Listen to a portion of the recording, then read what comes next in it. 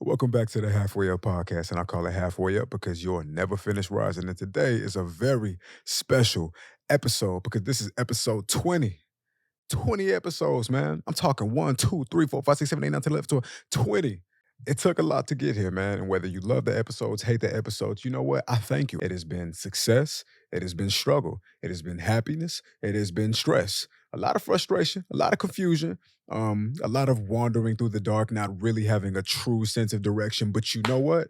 It's all been beautiful. And that's what this episode is going to be about, man. I'm going to be explaining to y'all the things that I have experienced and the things that I've learned and just everything that has come with getting from episode 1 to episode 20. And I got to tell you, from the first episode, the way that I thought everything was going to go and the way I saw things happening for myself is nothing like what it actually looks like now that I'm at episode 20. Kind of like my plans coming to New York City, man. I had this elaborate plan and scheme and dream of what I thought it would look like by the time that I got here. And I got to tell you, none of that shit happened. I guess that's why they say it's foolish to make plans, but it's all about planning, right? Or something like that. Some kind of quote that goes that way. From episode 1 all the way to episode 20, I want to tell y'all about 4 things that I've learned during this journey. A lot of these things, if somebody would have told me in the beginning, I probably would be at even another, even more different looking destination than we're at right now. But there's no point in dwelling in the past and worrying about the shoulda, coulda, wouldas, because what's most important is what's happening right now. So to start it off, I think the most important thing that I've learned on this journey is giving yourself your flowers, and more importantly, understanding that more important than waiting on somebody to give you your flowers, you should give yourself your flowers. And you don't need a reason, and you don't need to wait for some specific victory or some specific goal or accomplishment that you pass to do that. You should be rewarding yourself and speaking to yourself highly and positively the entire time along the journey because you need it. Because when you're doing something by yourself, there's things that the people that love you, they just can't do for you, right? They can't put their hands on the situation. You got to do that. You got to be the one to put your hands on it and get that experience. The best they could do at best is cheer on you from the sidelines. So when you're doing things by yourself, it's very important to remember that you got to be your best friend. Because why would you be against yourself? Why would you also put yourself down and make things harder for you when the world is already going to do that? You got your haters, you got your insecurities, you got the fact that you don't have enough money to really bring your dreams to fruition or really like massage the dream out and the vision as you plan. You know, there's so many things that are working against you at all times in your life. Why would you not be your best friend and be your coach, be your partner, why would you not be the positive energy that you need for yourself? Because listen, it is so easy to play the victim when you are on a journey to success. It is so easy to just look at life and look at everything that's happening outside of you, keyword, everything that's happening outside of you, and then look and realize, like, oh, damn, they're successful because they have this. You know what? Maybe if I had that, then I could do what they're doing too. But that's, bro, that's like a cul-de-sac, man. It's leading you nowhere, dead end. It's not going to lead you nowhere, and it's not a growth mindset. You need a winner's mindset. You need a winner's mentality. And the only way you're going to have that is by understanding that, you know what? You don't have all the tools. You don't have all the things. You don't have all the information. You don't have the resources. You don't have the connections to the people. You don't got an uncle in the record business. You don't got Uncle Charlemagne, Joe Buddy. You don't have these things, but what you do have is yourself. And you know what? You've been doing pretty good. You've been getting yourself along the journey this far. And it might not be the biggest newsworthy headline thing in the world, but you know what? It's yours. Why would you focus on somebody else's play? You know what happens when you focus on somebody else's play? Your food's getting cold. What about your plate? What about the food that you prepared? You know what? It might not be the filet mignon that's been marinated 6 hours. You know, it might not be the whatever the fuck. The important, it might not be that, but what you got is what you got. Cause I tell you what, I'd rather have my food than be hungry looking at somebody else's. I'd rather be fed and comfortable and not having to worry about where I'm gonna get my next meal. I'd rather worry about that than to be looking at somebody else's food while the food that I got is getting cold. So you got to give yourself your flowers, man. As much people as you might have in your life that believe in you and they want to see you grow and they want to see you progress, nobody's going to believe in you more than you believe in yourself. Nobody. And another thing, it's a tiresome job to continuously try to amp the battery and pour life into somebody that you know has the talent, that you know that they have the talent. But how much love can you really give those people? How much can you really try to boost their signal and turn them up when they don't have what it takes to turn themselves up? It can only go so long, man, because I can tell you from Personally, there are people that I know have the talent, that I know have the skill, that I know have it within themselves to have a bright future. But I done got tired of pouring into niggas because at the same time, I love you and I'm pouring into you, but I got to keep a little something for me. I got to keep a little something for myself. I got to pour into me too because I also have dreams. Those are the people that are rooting for you. They believe in you and they're here for you when you need them. And they'll always be in your corner, hopefully, but they also have dreams of their own. So we don't have time to continuously be pouring into you and lifting you when you don't have the capacity to lift yourself. You got to be able to lift yourself at some point. Everybody deserves grace. Everybody needs that time to be lifted up. They need a shoulder to lean on so they can get on their feet first so they can learn how to walk again. Everybody needs that. But it's a limited time, you know? Like the concept of unconditional love, right?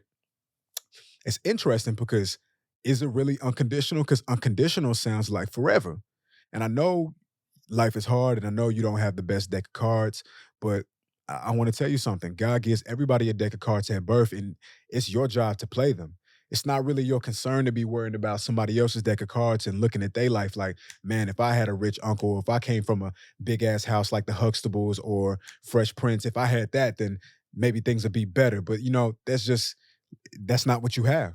That's not what you have, and that's not what God had in store for you. What God had in store for you is He allowed you to be born in a single parent household, or He allowed you to be born in the trenches, or somewhere where you feel like your back is against the wall. But that wall was actually used to be motivation to help you understand that going back is not for you. And the only direction that you can go from here is up.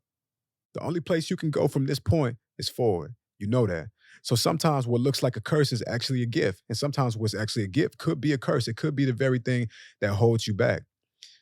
To stop yourself from getting into this type of mentality, this woe is me, this victim mentality, you need to be giving yourself flowers. And that could look like a whole lot of different things. It could be looking like taking yourself to get your favorite sneakers, maybe taking yourself on a date, maybe mustering up the courage to take the girl that you actually want or the guy that you actually want on a date, whatever it is.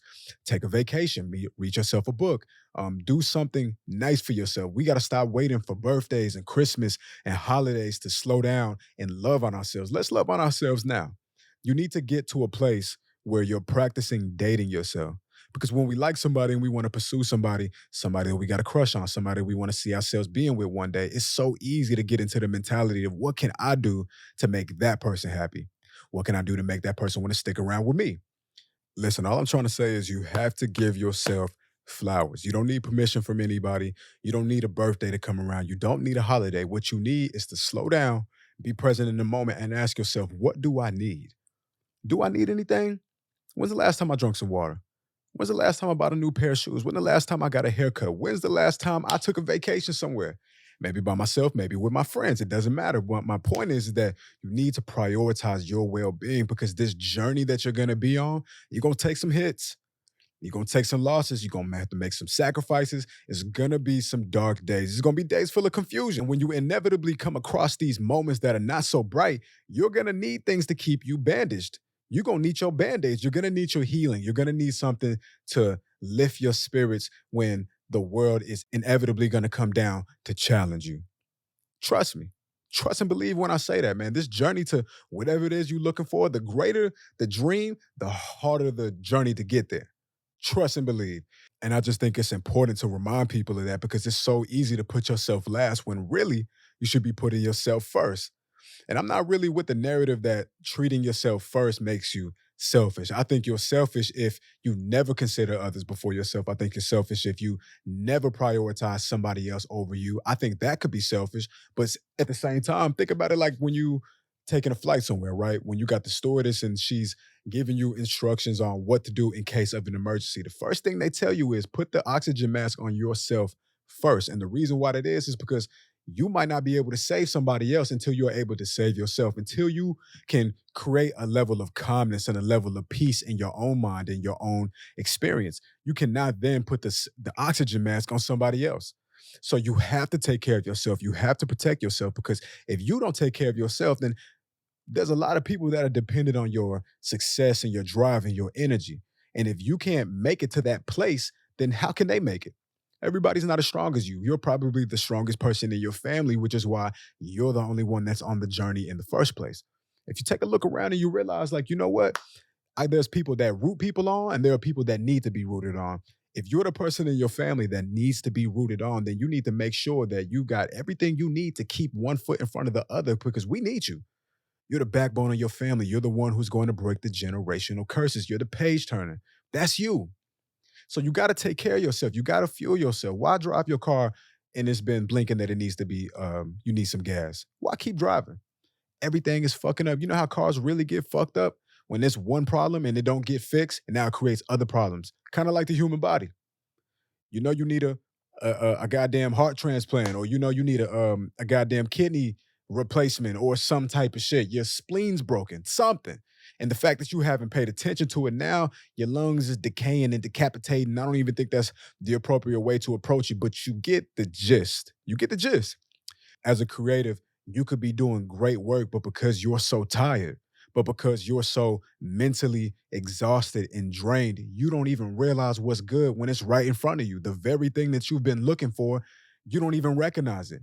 You've been looking for something beautiful. You've been looking for something that can impress yourself, that fits underneath the standard of your excellence. But because you're so tired, but because you're so tired, because you're so weary, because you haven't been treating yourself, because you haven't been watering your own plant, you've been watering everybody else, but because you haven't been watering yourself, you don't even recognize the fact that what you've been looking for, you've actually found it.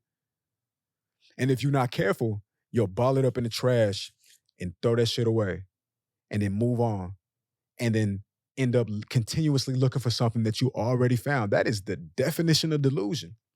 It's easy to be delusional out here, man. It's easy when you're not giving yourself your flowers because you need to heal. You give yourself your flowers because it's like putting gas back in the car. It brings you back to optimum health. You need to rest. You need a little nap sometimes. You need a little water break sometimes so you can come back to the work. When it's time to come back to the work, you can look at it with fresh eyes, man, because you might have actually created what you've been looking for this entire time. That might actually be you. My point is, you got to give yourself those flowers, man. And in this moment right now, I want to give myself my flowers because the journey has not been easy. I've doubted myself. I haven't believed in myself. I've been negative towards myself. Um, I played myself. You know, there's so many things that didn't go my way. So many days where I just I didn't see it in myself. So many days, and I want to thank myself and I want to give myself the flowers that I deserve because I've made it through all of those hard days, all of the days where I had the most confusion, all of the days where I had the most of my confusion in my darkest moments. I survived all of those moments, and I'm here to say that I made it to episode 20, baby, and that ain't no easy thing. I'm proud of you, bro, because some people will never really know just how hard this shit is. I know this thing look easy. I know this thing just look like talking, and you can just talk about anything, and maybe some of you can do it, but how long can you do it? Can you continue to show up when you're tired? Can you show up when you're not inspired? Can you create when you don't feel creative? Can you do that? If you've been showing up consistently, doing what needs to be done because you know that it's the right thing and you know that your dream is bigger than how you feel in the moment, then give yourself your flowers, please. This is me giving you permission to give yourself the flowers that you deserve because you continue to show up while everybody else got lazy. But when you got discipline and you got a structure, that's why you got to have a structure to your routine so it can protect you from what you don't feel like doing. If you're supposed to drop every Friday, well, baby, look, it's Monday. You got some work to do. It's time to drop. If in your artist life, if everything about being an artist was only about making good stuff when you felt like it, oh fuck, man, where would we be? Your ass gonna be working at the post office for the rest of your life. You'll never get to a point where you're monetizing off of your creations because it's more than about how you feel. It's about just doing it, showing up, and seeing what might happen today. That's what it's about. That's what it's about. And if you've been doing that, even if you haven't been doing that, give yourself your flowers anyway. The first step you got to take to taking on this creative lifestyle is you got to find a way to slow down every once in a while and give yourself your flowers. That's the first step. The second thing that you got to understand is that having a closed mind will not open new opportunities. A lot of people have been doing things one kind of way, and you're comfortable with that. Maybe it worked for you in the past. Maybe you had success using this formula before. But sometimes the thing that's stopping us from having new experiences to experiencing new growth is the fact that we're not open to the idea of just doing things a little different way. Sometimes you take this way home, maybe you take the long way home this time because you never know who you're going to see. You never know what kind of thoughts are going to come to you when you're taking the longer way home. Maybe new ideas come to you because you're seeing new things. So you're feeling new things. You have to be open to developing a new rhythm. You got to be open to, just detaching yourself from what feels comfortable so that you have an opportunity to get uncomfortable to experience something new. It don't mean you got to do absolutely everything because everything ain't for everybody. It don't mean you got to follow every trend. It doesn't mean you have to follow every social media strategy. It doesn't mean that. But what I am saying is there are a lot of people out here who are artists, painters, sculptors, musicians, whatever your thing is, right? You're an artist. You live and you die and you breathe and you thrive and live for the arts. There are a lot of people that know that there's more that they could be doing. There's a lot of people that know that there's more that can be done to get people to become aware of you. Because a lot of people, you've been doing your thing for a couple years now, and you nice. You believe in yourself. And not only do you believe in yourself, but your people believe in you. But the thing that's stopping you from getting money, the thing that's stopping you from monetizing your dream and your passion is the fact that nobody knows who the fuck you are. And you want to know why nobody knows who the fuck you are? Because you are not doing things to get people to start paying attention to you. And what's the number one way to get people to pay attention to you in this generation? Social media. But a lot of people think they're too good for social media. A lot of people look down on people who utilize social media because sometimes as an artist, you could look at people who constantly putting themselves out there every single day, every single hour, clip by clip, reel by reel. And you look at them and you think to yourself like, that's not me. I don't see myself in that. You look at them and they look like the shiny shoots when Puff was doing his thing, right? You think you Tupac. You think you're being a purist to the art form. You can't see yourself making social media content every single day because you think that if you do that, then you become like them. And when you see them, you see a sellout. You see the shiny shoots. You see people being goofy, doing anything to get attention, and you think of yourself more highly than that, right? You have this thing called artistic integrity. But I want to tell you something. Why is it that you believe that in order for you to gain more awareness using social media, you have to compromise your artistic integrity? Who told you that? I ain't never did nothing online that I felt ashamed of afterwards. I ain't never did nothing online that I felt like I was a goofy or I was a sellout for. I've never felt that way because I always do what feels right to me. I always paint inside the lines that I'm comfortable with. And as an artist, you need to do the same thing. You need to figure out what is it that I'm willing to do and what is it that I'm not willing to do. And then when you figure out those two things, the third thing I want you to do is ask yourself, am I being stubborn? Am I being closed minded? Because once again, closed minds don't open new opportunities. They just don't. And you know what? I understand that there are some people who might not even realize that they're closed minded, but you need to open your mind. You need to open up your perspective to new things so new things can come to you so you can have new outcomes. And I'm not just telling you like I haven't experienced it. I've experienced it too. When I started the Halfway Up podcast, I wanted this entire podcast to be solely and strictly about philosophy and conversations pertaining to wisdom. And I wanted to talk about God and art. These are the things that I wanted to talk about because those are the things that define who I actually am. And that's what I did for 7 episodes. For 7 episodes, I talked about absolutely everything that I wanted to talk about and nothing else. I did not deviate. The first episode of Halfway Up was Done is Better Than Perfect. Second episode, I don't know what to do with my life because I'm stuck in the weird phase. The third episode, Stop Putting Yourself Last. The fourth episode, I regret not calling my family more. The fifth episode, You Should Cry More. I'm talking about men and why they should cry. This is the type of shit that I actually want to talk about because I know this is the type of shit that niggas need. The fifth episode, Breaking the Habit of Holding On. Will you break when your faith is tested? It wasn't until the seventh episode that I started talking about dating advice, relationships. I figured, let me try something different. Let me be open to just doing something new.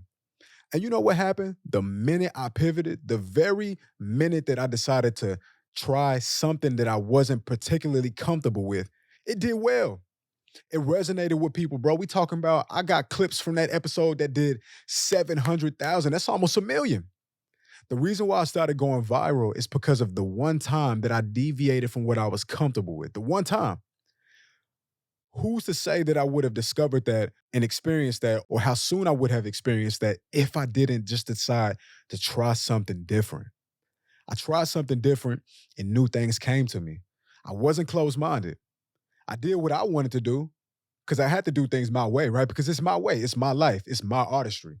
And I'm the person who has to live with the platform and the regrets, the pros and the cons of this platform. I had to live with that. So I did my 7 episodes talking about things that were deeply rooted to who I am as a person. But the real truth is, if you allow yourself to believe this, which is the truth, whether you want to allow yourself to believe it or not, is that you're not a monolith. You're not just this one side of yourself that you like the most about yourself. It's kind of like working here at the studio, and when I'm setting up the cameras, people say, "Get my good side." Why is that your good side? As if any of your exes didn't like the other side of yourself when they met you. Like, imagine if your ex or the person that you're dating with only liked you because of the one side of your face. That's not true. They like every side of you. They like the side that you don't want to get captured on camera. That's the same thing with your artistry. You're not a monolith. You are not just this one thing that you prioritize about yourself. You might think that you're the best when you do this one thing, but that's only because you haven't given enough time and attention to these other things over here. Because turns out I like to listen to myself when I'm talking about these things, when it's about philosophy and God and wisdom. But people like to hear me when I'm talking about relationships and he's not your man and the reason why he doesn't want to marry you and the reason why you're as a boyfriend you lost your girlfriend's respect. Turns out people like it when I talk about that kind of stuff. And I can't argue with that. And I would have never experienced that if I wasn't being open-minded to experiencing and trying new things. So that's the second thing that you got to understand, that closed minds don't get new opportunities. If you know deep down in your heart that you've been doing something and you feel like you're on the hamster wheel, you running, you're doing a lot of running, you swinging your arms, you swinging your legs, a whole lot of effort is going into it, but you realize that I'm just running in place. And you're not really getting the results and you're not really seeing the progress that you've been looking for. It's because you need to be open to trying new things. You've already become a master of the other things. You got that already. You got that. You did that. Done for. Now let's be open to trying something new. And I'm not saying you got to become a fucking clown or be a sellout to do it. But what I'm saying is go to the drawing board, talk to your people, talk to your family, talk to yourself, write some shit down. Think about what it is that you can do. Look at the field. Look at everything that's happening in the digital space right now. Find somebody that impresses you. Find somebody that's doing something remotely close to something you maybe could see yourself doing. And then ask yourself, how can I take what they've done and how can I make that more like me? Something that more fits and more suitable to my aesthetic, to my persona. Just try it, bro. That's all I'm saying. What do you have to lose? That's the second thing you got to do. You got to have an open mind because closed minds don't open new opportunities. Remember that. You could be doing the same thing for 10, 20 years now. Ain't nobody going to tell you